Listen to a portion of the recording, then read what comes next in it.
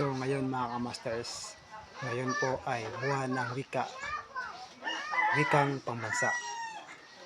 Na may kasabihan nga tayo na ang hindi marunong magmahal sa sariling wika ay daig pa ng amoy ng malangsang isda.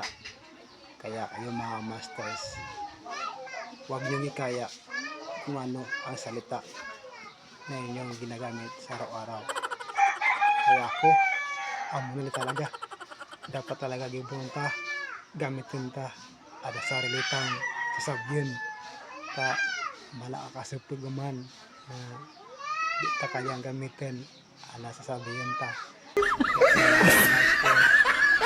Tagabuwi, balangitan mo, Sontri, Pangkat. Sa mga kamaster, big shout out sa buwan ng wika po ngayon mga kamasters.